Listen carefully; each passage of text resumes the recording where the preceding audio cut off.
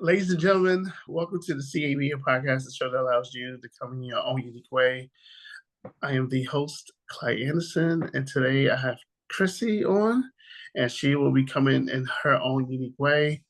This show is brought to you by Visionary Minds, Public Relations, and Media. If you have any media consultations or inquiries, please contact Tammy Reese at visionarymindsny@gmail.com. And she will be glad to get back to you. So today, Krissy will come her own unique way. We'll talk about her life, her content creation, and whatever else she desires to talk about. So, hey, Krissy, how are you? Welcome to the show. Hi, guys. Thanks for having me on the show. I'm Krissy, known as, or my government is Krissy Eudell. So thanks for having me. I'm excited. Welcome. Tell the audience a little bit about who you are. Okay, I'm Krissy. I'm 24 years old. I'm a recent undergrad in psychology. I'm also a full-time teacher as my profession. So I teach the kids, trying to get them their Regents diploma, and I teach GED, doing a little tutoring on the side. So I love the kids, love education.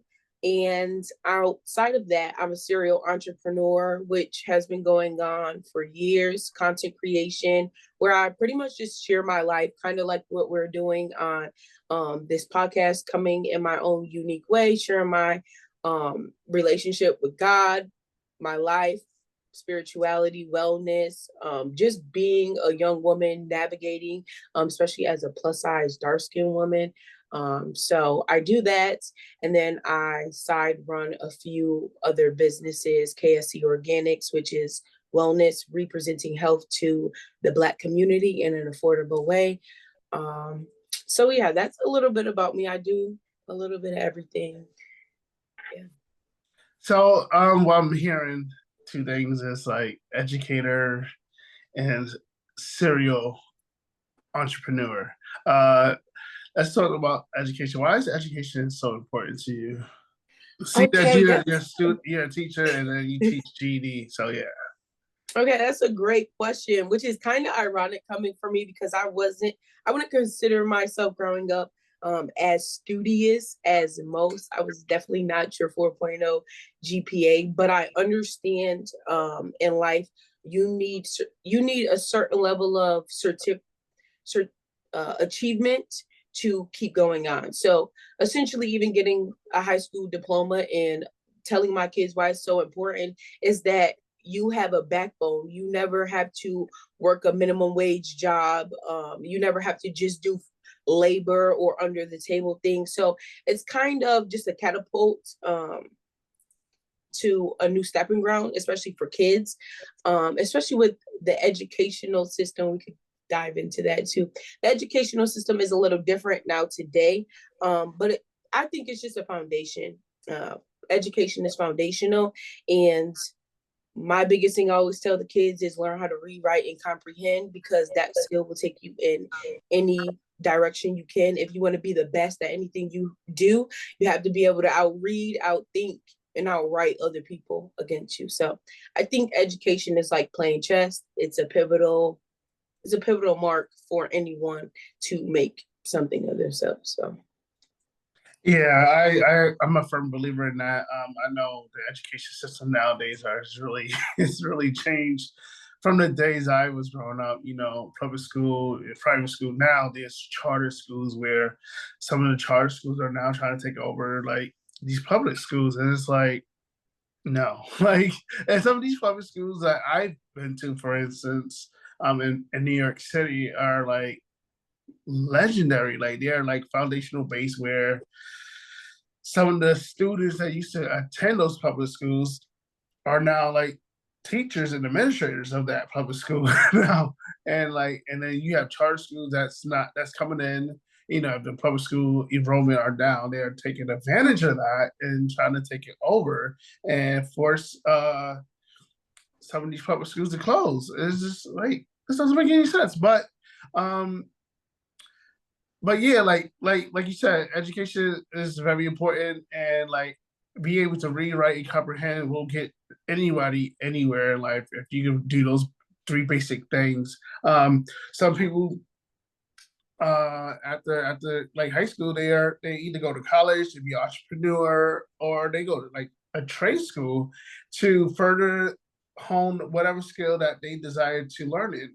So it, like for me, yes, education is important. I have a undergrad in communications and mass media and broadcasting. So like I know it can get you places like even for me, like 4 years ago, I wouldn't be able to be in my current position because I have a bachelor's degree 4 years ago. So now knowing that I have a BA, I can get positions or apply for positions I'm qualified for. But you know, it is always not about the qualifications of what you learn, but it also like what you do like as an entrepreneur, like what you currently doing. You doing vlogs of your daily of your week, and you're telling, the people that YouTube, TikTok, X, any other social media platform to, all right, look at this content, look at XYZ. This is how I can grow from XYZ. But yeah, so and going to entrepreneur, I know you brought that up as well. Like what was the catalyst of you becoming an entrepreneur? You know what? I think that's a great question, one. And I think creativity led me, kind of purpose and passion. And I'm glad you asked that question because as a creator, as a person, anytime you're putting anything out there, I think that inner monologue, or I mean, inner dialogue is always going to become uncomfortable because you start to get over critical of your creations.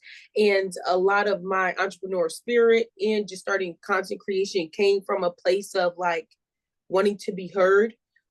So I always felt like I was different, and not in a like a unique way. Well, yes, but different. Just I didn't fit into what society was placing, and I understood that at a very young age. So I think when I finally picked up a camera, I really loved YouTube videos and stuff like that, travel diaries. It was like a comfort zone, and it was something I always wanted to tap into. And then I believe in college was the first time I actually picked up a camera and started documenting my life. And I was just like, hey, I know there's somebody out here that resonates with me. Or if not, let me just share from this vulnerable place to be seen or heard. And it kind of just took on a life of its own as far as content creation. And I just started to put my real life into it, which we don't see too much on social media, especially nowadays. It's very glamorized. And um something Nitpicking. about me, yeah, I agree. Something about me just wanted to be authentic in my own space. So I picked up a camera, and then outside of that, entrepreneurial, as far as wellness, that happened because I suffer from eczema, and it led me on a real mental journey, how my skin how my body was rejecting me, and I felt lost. I didn't know what to do with that. And over the pandemic, I remember staying up to 7 a.m. going in a deep dive of like Dr. Sabi and just herbalism, health. And from there, I just started reading, ordering stuff and trying it out, and it was working and things were changing. So I just started to curate with my hands too, and I loved it. And I loved it at the time. I still do. So yeah, I think my real life situations inspire me to kind of build purpose in other places, which led to entrepreneurship and conservation. So So in reference to content creation, um, what is your memory of like the first like video that you recorded, and how was like that process of like creating that content and then sharing it to the world? great question. So my first video, I think it was like a day in the life of New York City. I was living in New York City, Queens for my undergrad.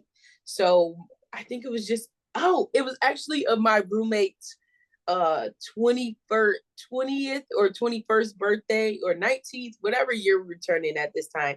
We planned her and my other friend who had similar birthdays a surprise party. We took them to the museum, just different things. It was just a vlog of us, and it was very it was eye-opening. It was fun. I think when I first picked up a camera, you don't think about what people are gonna say, what people are gonna think. I didn't have a care in the world. It was raw, it was authentic, and it felt good. Like getting behind, editing it, put my blog music up. I thought I was doing the best thing since sliced bread. And years later, it started not to feel like that per se. But I think those first videos and me being in college, everyone's supportive. Like you're young, you're in college, nobody cares. And then as you get older, people start, we're about to graduate, we're getting jobs, and people are like, you still making content, girl? You still, but it's something when you start to create a community and you do something out of the love for it, you don't want to give up on that. So that's kind of why that is why I've stayed in too long. I put a lot of blood, sweat, and tears in. I've created a community. I am an acquired taste. I might not, see what everyone else sees, but I don't want to abandon my community. And it's a community it's an outlet for me as well. So Correct. I'm in a firm agreement with you. I think the first video I've created, I think it was in high school, and it was for like this program called BCal. But I really didn't do much with that video, but that led me to just getting to understand like media, and me taking a photography class in high school, then taking I wind up going to OCC for computer information, and then from there, I was at church, the Kingstown room, where I fell in love with audio and video, and like I didn't think that being a computer studies student will benefit me. I didn't think me sitting at desk for 30 years doing like computers would interest me. So I'm like, all right, this is interesting me more. And I found a major at OCC, computer it's electronics media communication, which is now like broadcasting media now at OCC. And I loved it. And that led me to eventually creating my own brand, Clients and Media. And then from there, which led me to do stuff I like in media, photography, videography, podcasting, doing going to Tribeca Film Festival, interviewing people like Issa Rae, or taking Derek Jeter's red carpet, or Tyler Perry's red carpet, or many of other like not individuals, but like stars that like in other areas of life I would not have the opportunity to do that. So content creation is like, it's very important nowadays. It's a taste. Like if you like what you like and you head on strong about it, go for it. Not everybody gonna like what you like, and I know that. Like I'm like, I don't see the numbers. Like I don't see nothing. But like it's out there. So if someone wants to sit and listen to it, they can, or someone wants to go on my Instagram, look at some of the photos I took, they can. Like so it's an acquired taste, like you said. Like not everybody's gonna be pro you, or if they pro you, some may be strangers that will support you more than your own family. Yeah, I agree. And question for you. Now that you started your own brand, and I love Issa Rae, so love the repertoire. After having all those connections, what's your, if this isn't too much, what's like the vision for CA Media? Like how far do you want to take it, or what's your end goal for creating a space like this? So the original goal was when Bishop Hill, if I'm not mistaken, I created a brand in 2018. I think Bishop Hill asked me to do something, and I wound up creating a brand. And then I remember one night I reached out to Visionary Minds, Public Relations and Media, which is Tammy Reese and at the time Michelle DiBernardo's company. And I was like, how do I, get connection to XYZ? We wind up connecting like several months ago, not months ago, like at the time, which was like 2018. Um, and at the time, it was just like try to get interviewers, like try to get people just to interview them and a couple photos, you know. That was about it. Um, I didn't have a vision. It was just create a brand. This is what you like. You do media. And I remember Bishop Hill was like, yo, you could literally be every weekend you could be booked asking for X amount of money for someone to do XYZ for you, or you can be doing XYZ for them. And I wind up using that. I wind up doing what he told me to do, and which was write down, like he said, at least 10 things I want to do in life and also the company. So I did that, and it just led to me just writing stuff that I also want to accomplish that's going to help me in my future, which, you know, some of them was get my bachelor's degree, travel internationally to do events for people, and like, you know, just try to just create a safe space for everybody. Um, so that led to me eventually helping Dr. Lacey to create her podcast, which led me to create the church's podcast, which led to me creating this podcast. But going back to your question, the end goal was there is no end goal. It's like life is ever evolving. So I want to try to always like keep up with society and what's trending, not really what's trending, but what is out currently. Because, you know, if you're not evolving, you're gonna become a dinosaur. I'm not trying to become a dinosaur. So my overall vision for CA Media is to bridge the gap between the celebrities, the superstars, the people that's in the forefront that we're seeing on national television, and the fans. And like I am that middle gap in between those two.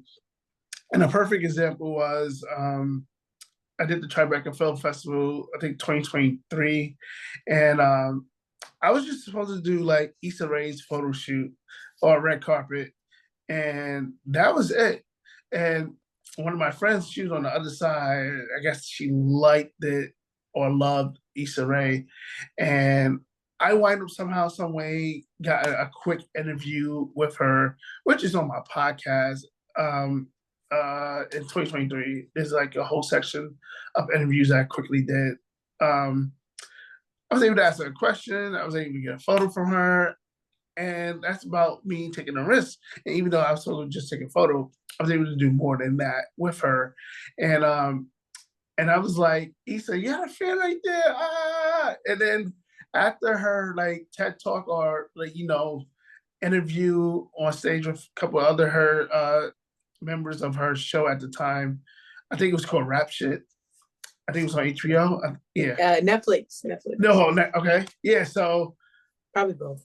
Yeah, so I wind up finding out from my friend right after that interview, she wind up meeting that fan outside. And I'm like, oh, snap, look at how the universe works. Yeah. So I feel like I'm like that middle person between the celebrities and the fans to bridge them together. And I think that's the most rewarding thing that, you know, God has given me the opportunity to use, is to bridge that gap and to be that person to connect all three together, you know. So also I just want my content to be inspirational, that someone can just, whatever they're doing, they can sit back and listen to, from like conversation like this, or conversation with someone that has like breast cancer, or like a conversation I will have tomorrow talking about the Elimination Chamber and what has happened after that event. Or it could be just anything. It could just be me ranting about what's on my mind. Yeah.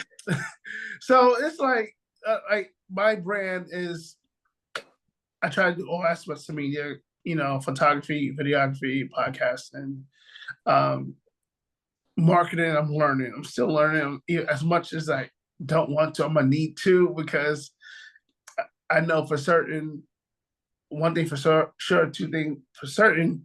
If I go for my master's, it's going to be in business administration, or yeah. So I'm gonna need to know how to market my brand. So I think if I learn now, it will save me like the struggle for me in my master's. But yeah, that's a synopsis of CME. Is to allow people to come in their own unique way to bridge the gap between the fans and the A-list celebrities or any celebrity, and three to bring put out content that that may not people may not want to like or listen to, but it's like you said, it's an acquired taste, and if you love it, you like me, I guess. So you listen, you support, I guess.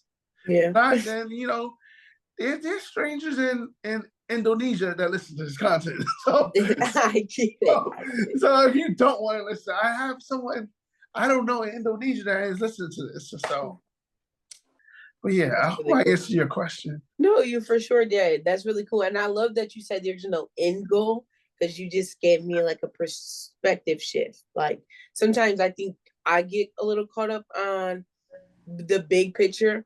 And every time I listen to like a great interview or a celebrity give like advice or business advice, and I actually got to meet a business entrepreneur here in Syracuse yesterday, and he owns his own apparel, and he was telling me like this started out of my home. I invested my own money from football, and I'm like 25 years in the making, and I still wanted to make this like a national brand. So it just let me know like that grit and grind. Every time I hear Oprah, everyone, it takes years on years. And I often say like, God, who's watching? It's 5-6 years in the making. Now what am I doing? Am I on the right track? Are you trying to tell me no, quit?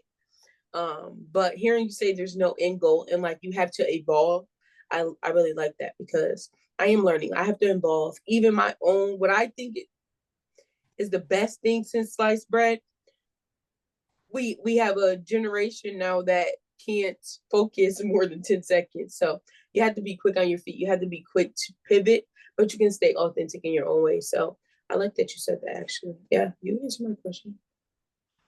Yeah, so like there's like in life, like I think I'm not sure who said it. There's never a time that you feel like you have made it, because once you get to that point, what's the point of like continuing what you do? Like there will never be a time to feel like, okay, I finally made it. I can't. There's no way. There's no way, because like if I finally made it, the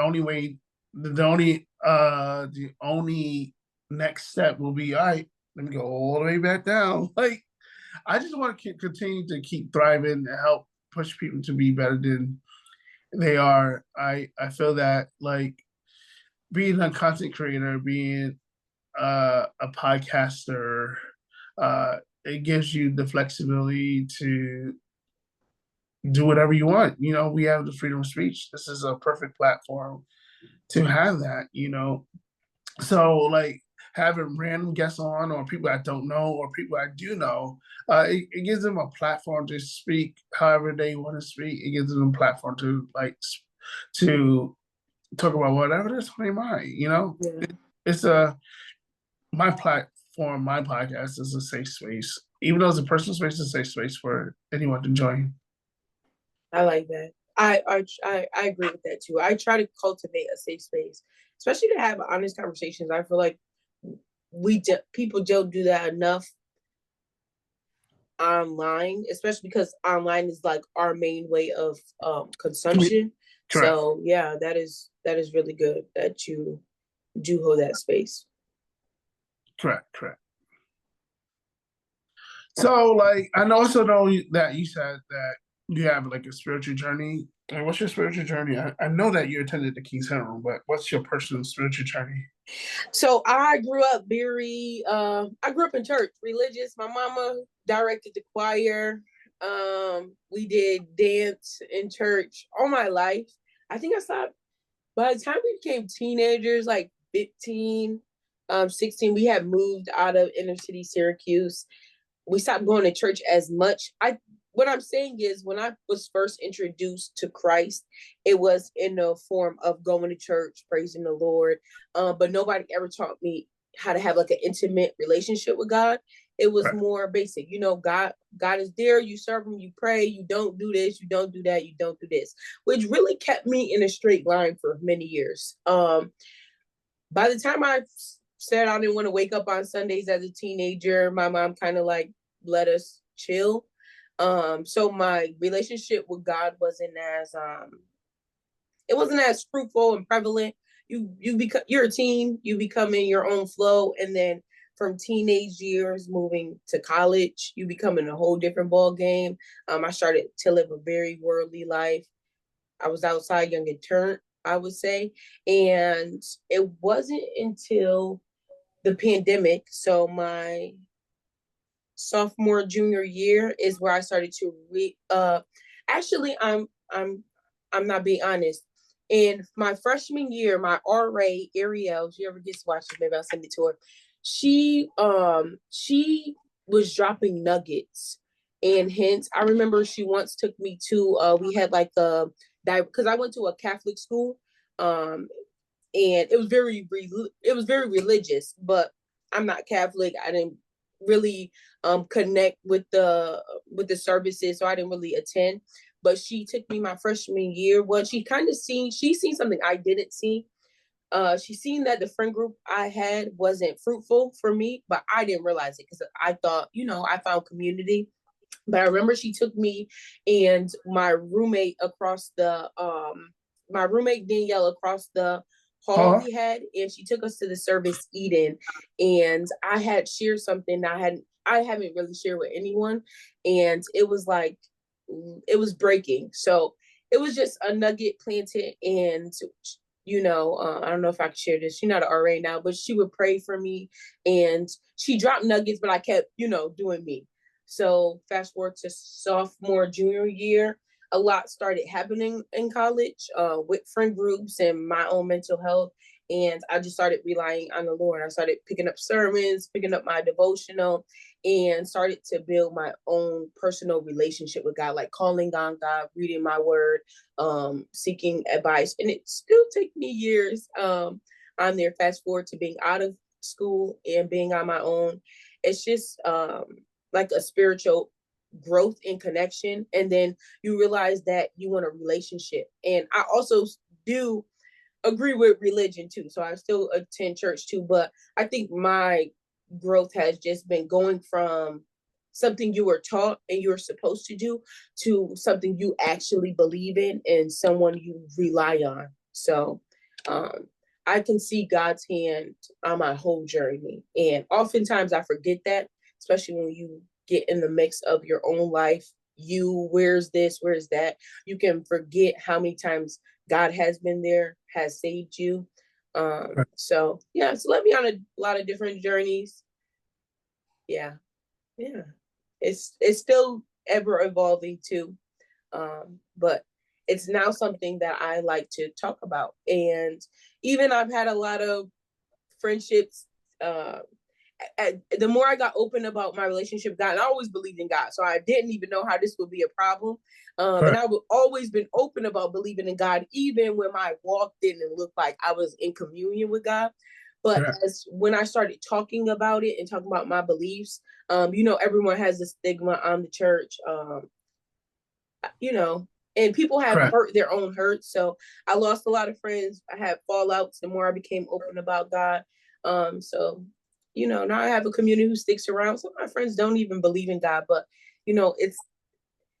it's forever evolving. There's a level of respect within those relationships, and I know God has me staying in those relationships so I can pray and wait for God to touch those relationships as well. So yeah, that's kind of where I've been at spiritually. Yeah. Yeah, I love how you the journey that you just enclose us with. Um, I tell people like, yo, like, yes, I have a firm relationship with my Lord and Savior Jesus Christ. Um, but I also like I'm a type of person. I allow people to be themselves. Yeah. Even if their life doesn't align up with God, um, I still love them. I'm not the type of person to like, force like the Bible XYZ. That's not me. I would never do that. But I would like, yo, you just read the word. What's right. And and like I'm a type of person. I love my friends and I care for them, but I also want their soul to be saved. At the end of the day, because I would love to see everybody in heaven. Like because we only on here this we only on this planet or this earth for a limited time. We don't know our time. We didn't ask to be created. We don't know when we die, but we do know the middle part. It's really what we do in the middle that really counts for everything that we do on this planet, on our in our time on this earth. So knowing that, I try to like, grow my relationship with God. I try to do my best and study His Word. Um, even have conversations of God with my friends, and even like attending church. I've been at the King Center Room. Oh my God, like 15 years, and before that, I was at CCC in Tiberia. This is in New York City. Okay.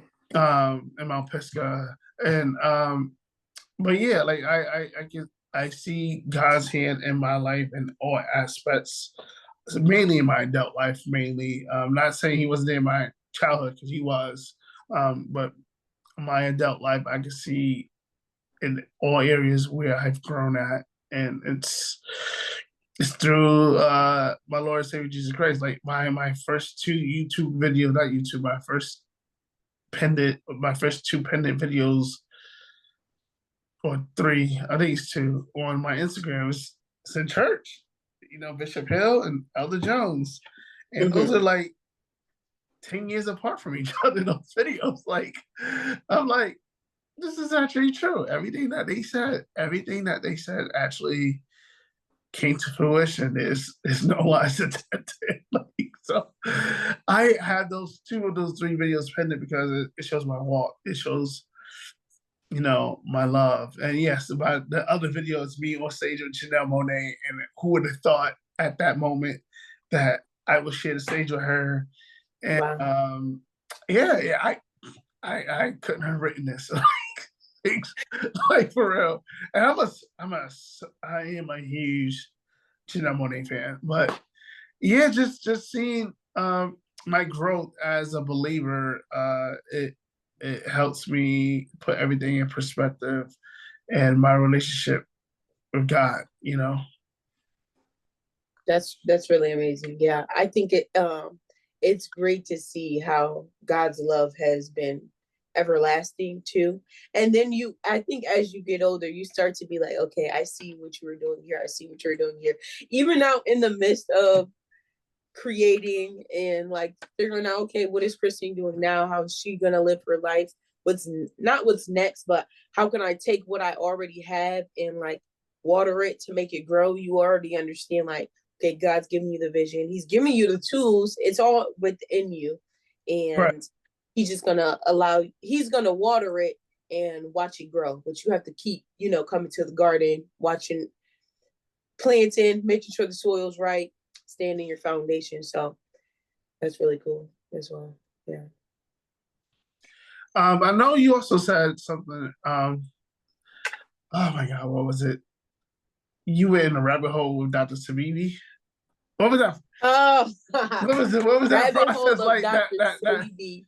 So Dr. Sabi was he was an herbalist, and I think I have to say allegedly, he had found cures for like things we have like cancer, and not cures, but cancer, HIV, stuff like that, AIDS. He has patients and documents that through the power of fasting, eliminating mucus in the body. He was saying there's no such thing as disease. It's your body at dis-ease, and it's really your body just accumulating mucus in a certain organ, which is causing a harder level of which is causing the cancer or X, Y, and Z. So he was pretty much saying everything big has a counter reaction and it started for something little, but our bodies are naturally designed to heal themselves. And I've had, my grandmother was a diabetic from the age of, I believe, 6 or 12, and she lived till she was 76. And my father has been, he's lived with arthritis, and currently he has kidney failure. And that's been going on for like 5-6 years, and arthritis a little more. So you kind of just see every big thing people are going to. I used to come in and see a bunch of medicine on the table and stuff that they never used, they couldn't pronounce, and it was only enough to keep you maintained. It was never enough to cure. So when I started learning about what God has planted on the earth, like natural minerals, natural herbs, and then I started playing with them and testing, I see results. So I went down that rabbit hole of like what we eat, eating seeded fruits, drinking spring water, stuff like that. And I kind of started implementing in my life. But I think he was just the catalyst of who kind of cultivated that holistic healing thing. And then Yaki awakened. I just started watching a certain level of Black doctors or Black holistic healers who've done it, and it sparked me on a journey, which has also been very hard. I will say, living in America, you don't realize how much access we have to things that are not helpful. I just had to tell my mom the bottled water she's drinking isn't hydrating her. So, and that was like a shocker. She was like, "What do you mean?" So, yeah, just little things like that. It led me on a loophole. And like I said, I had my own journey with eczema, which was really bad. It's been up and down for years, but I've kind of cultivated a formula to suppress it. Now I'm trying to cultivate a formula to fully heal it. But my own pain wanted me to get out of it. And every time I went to the doctors, they would give me this medicine called prednisone, and it would suppress my allergy. And anytime I got off it, it would come right back. And one of the side effects was kidney and liver damage. And I was just like, okay, that's enough. Like, I can't keep going back there. I got a better chance just filling this out by myself, and it worked. So it took some time from withdrawals and stuff, but that was the rabbit hole. TikTok will send you down a couple rabbit holes for sure. So you got to be mindful with that. I got a couple more questions, and then like I could wrap up with like several like fireball questions, I would say. For your going back to your content creation, let the audience know the name of it, and like what's your vision for your brand. Okay. So you guys can find me on all platforms. My YouTube is Krissy Speaks. My Instagram is Krissy Speaks. And my TikTok is the Krissy Speaks. That's KrissysSpeaks. My vision. So you said something, and a light bulb went off a few moments ago. You said to inspire. So social media has inspired me. On days I couldn't get up and I didn't know what I wanted to do with my life, seeing other people live their lives authentically and kind of achieve things that I wanted. I think you can either compare or you can be inspired. Those are the two things on social media. So me seeing everyone cultivate their own lives and kind of just learn through it inspired me to do the same. So that's my goal, is just to inspire people who need to get up in the morning, people who have a larger dream but don't know how to get to it. Just inspire you to be yourself and to take a risk on yourself, to bet on yourself at all times. And then I just share my I just share my life through my own lifestyle, wealth, wellness, relationships, all kind of things navigating. And I just have hard conversations, especially on my YouTube. I talk about things and I bring up my own personal experience to let you know that even though one thing has happened, it doesn't have to limit you. So my one goal on social media is just to inspire people to be themselves, to live their lives authentically and the best they can. Was that the only question you asked? I think so. Okay. Yeah. What's my platforms and what's Yeah. What's your vision for yourself in the next 5 years? Oh, you really got me with that. That's a great question. I feel like all my goals have been like 30. Well, actually, it's a great question because I always thought I would do everything by 30. And now I'm hitting 25 and I'm like, babes, we'll have to wait till you're 40, 50. Just let life do it. So my next goal in 5 years, I'm currently deciding if I want to become a doctor.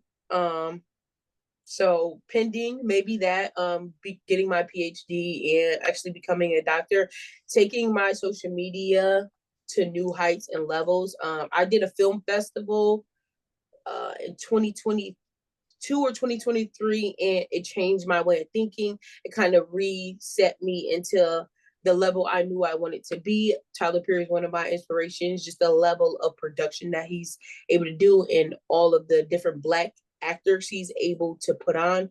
That's very inspiring, and I hope to do something along those lines in my own unique way. So definitely catapult my social media journey, but I don't want to be limited to social media. I hope that transitions into other things. I have a itch for choreography and dancing. That's something I've done. I didn't mention that, but that's something I've done all my life. I did throughout high school and college. I danced on my team. And I love it. I don't know if God wants me to keep that to myself or if maybe I'll go on tour and do a little choreography, maybe choreograph for the Grammys or something, and just to have great health. That's one of my goals. I got serious fitness, wellness, body goals. So that's something I'm trying to achieve right now, and then help other people, especially and living back in the inner city. You see how I see what my kids eat, and I'm like, okay, I'm starting a little garden this year, and I hope to teach people these skills so we have when it all comes in down, we have this food. We don't have to rely on government assistance coming in. You have the means to forage your own food, to make sure your kids are healthy, and that that we're not lacking, and that we don't increase in diabetes, high blood pressure, high cholesterol. I don't want that to be the stigma for black minorities anymore. So kind of switching that health out for people too. Hopefully that's all. Maybe get married too. The next 5 years. Who knows? Whatever God has. I think those are some of the things I would like to do. Buy home. Yeah. Okay. All right. So I have a rapid fire questions I'm gonna ask. I'm gonna put a timer for like 2 minutes. Okay. And then you can give your socials, not your social, your social medias, and then you can close out. Okay. All right. Okay. You ready? Yeah. All right. So, what is your favorite movie? Ooh, Footloose or Endless Love. I'm a romantic. Footloose is a good movie. Yeah. But the new one, I don't like old movies. What? I don't like movies past the 90s, honestly. Oh my God. Your favorite song? And something by Rod Wave, not gonna lie. It's hard to pick one, but I'm a Rod Wave fan. That boy era. Who's your favorite musical artist? Rod Wave. Or John Legend. Somebody got on me for saying Kirk Franklin, but he's very musically intertwined, even though he's not doing the singing. So he's a hype man. I know, but it be hype. Like, it's good. Like, Kirk needs more credit than y'all give him because he's putting it together. And if he didn't put it together, y'all would be listening. I would have to bang her. So you're right. Your favorite book you're currently reading? Ooh, I'm actually reading a book my therapist gave me called Unglued. Don't Tell Her. It's good though, but it's taken me a while. But I just read Tabitha Brown's Soul Food, I think. It was Tabitha Brown's book. I really enjoyed that. So I'll say that. Your favorite place to travel? Ooh, I'm gonna say Florida because I go there too much. Okay. Or Cali. Yeah. Okay. Uh, your favorite place that you want to go to?